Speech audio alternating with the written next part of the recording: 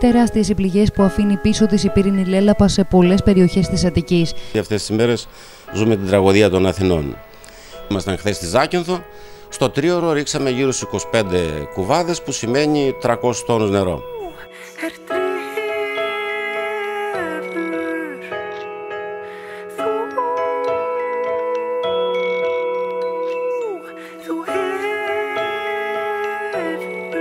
Μνήμες αλλοφροσύνης και πίκρας για τους Μεσσήνιους, καθώς πριν 2 χρόνια τέτοιες ημέρες άνθρωποι πολεμούσαν τη φωτιά. Το 2007 πάλι δυστυχώς να πω ότι ήμουνα εδώ. Πετάξαμε 350 ώρες μόνο το δικό μας ελικόπτερο. Εγώ να πω ότι δεν το έχω ξαναδεί αυτό το κακό που συνέβη τότε στην Πελοπόννησο.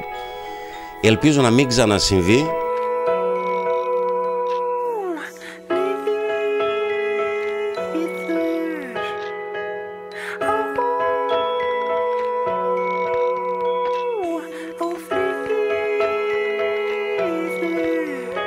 Στη μάχη της πυρόσβεσης ρίχνεται και το ελικόπτερο Scorpion, το οποίο εδρεύει αυτή την περίοδο στην Καλαμάτα, αναμένοντας εντολές για να δώσει τη σημαντική βοήθειά του για άλλη μία χρονιά.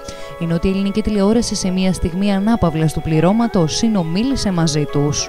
Η λέξη Scorpion, την οποία την ακούει και την ξέρει ο κόσμος, δεν είναι ο τύπος του ελικοπτέρου. Είναι η εταιρεία η οποία νοικιάζει τα ελικόπτερα για την Ελλάδα και τα φέρνει από το εξωτερικό. Τα ελικόπτερα αυτά είναι κατασκευής ρωσικής, είναι δηλαδή από την Ρωσία, από την Ουκρανία, από τη Λευκορωσία κτλ. Είναι διάφοροι τύποι. Όλα αυτά λοιπόν τα φέρνει η εταιρεία Scorpion, η οποία είναι ελληνικών συμφερόντων και δουλεύουν τη θερινή περίοδο για την αντιπυρική προστασία και την αεροπυρόσβεση.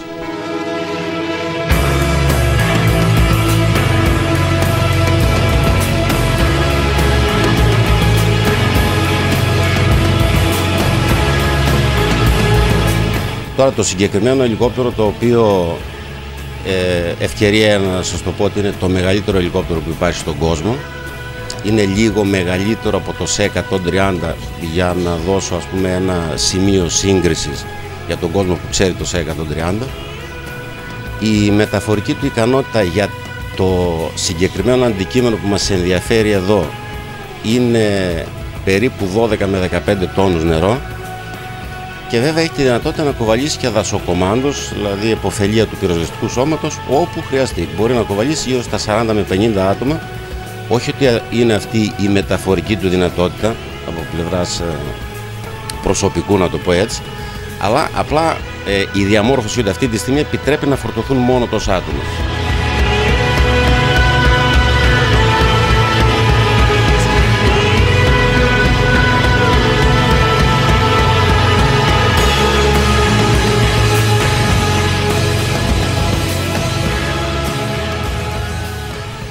Το βασικό πλήρωμα του ελικοπτέρου είναι 5 άτομα. Είναι οι 2 χειριστές, κυβερνήτης και κυβερνήτης, ο navigator, στα ελληνικά ο ναυτίλος, ο υπτάμενος μηχανικός και ο load master που είναι πίσω, ο οποίος ελέγχει κατά κάποιο τρόπο τη φόρτωση του κάδου με νερό, το άνοιγμα του κάδου, γιατί ο κάδος ανοίγει από πίσω, κατ' εντολήν του πληρώματος που είναι μπροστά. Δηλαδή όλοι αυτοί οι άνθρωποι δουλεύουν ταυτόχρονα και κατά την υδρολειψία και κατά την πτήση και κατά τη ρήψη του νερού. Όλοι αυτοί, άλλος κοιτάει δεξιά, άλλος αριστερά, άλλος από κάτω από την τρύπα. Τα ελικόπτερα αυτά δραστηριοποιούνται ανά τον κόσμο. Είναι περιζήτητα γιατί έχουν τρομερές ικανότητες.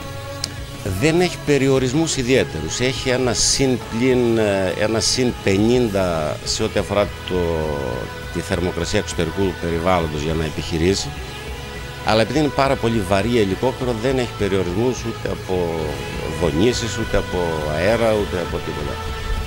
Το πρόβλημά μας, κυρίως στην αποτελεσματικότητα του μέσου, είναι το να είναι κοντά το νερό στην περιοχή της πυρκαγιάς. Γιατί αν φανταστεί κανένας ότι πάμε σε μια περιοχή η οποία ας πούμε είναι 20 λεπτά από τη θάλασσα που μπορεί να πάρει νερό, καταλαβαίνετε ότι το ελικόπτερο θα πετάξει 3 ώρες, που είναι και το μέγιστο χρονικό διάστημα που με έναν ανεφοδιασμό μπορεί να πετάξει, και να ρίξει ας πούμε 5 κουβάδες νερό.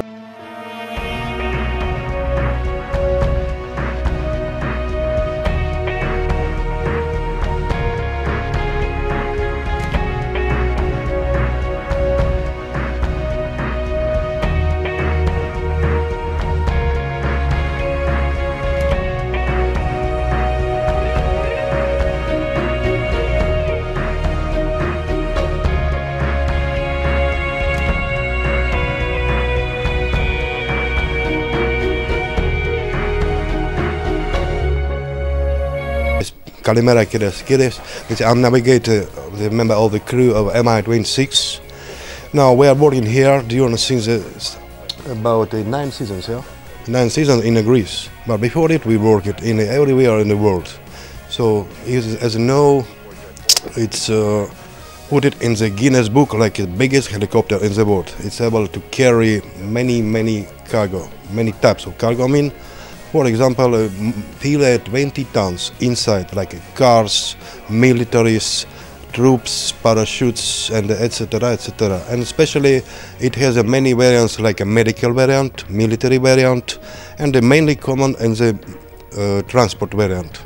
Especially, it's so usefully to transportate in very hard place without roads, without any communication, especially for gas or oil pipes, like suspended loads, and some inconvenient cargo, like wooden, timberland, etc.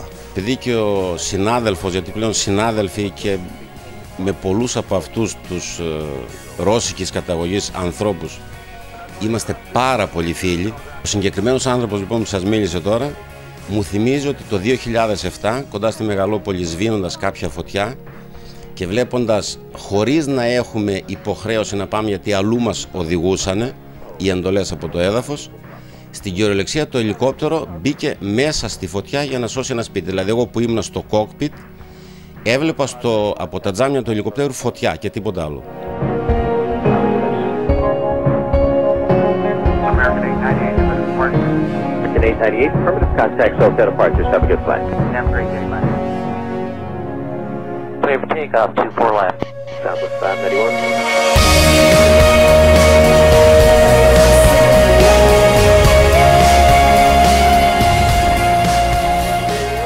Κάνουν πάρα πολύ καλή δουλειά, ο κόσμος το ξέρει και ίσως καμιά φορά και είναι και η ελπίδα του, γι' αυτό κοιτάει ψηλά όταν καίγεται το σπίτι του, το χωράφι του, η περιουσία του και περιμένει κάποια βοήθεια από τον ουρανό.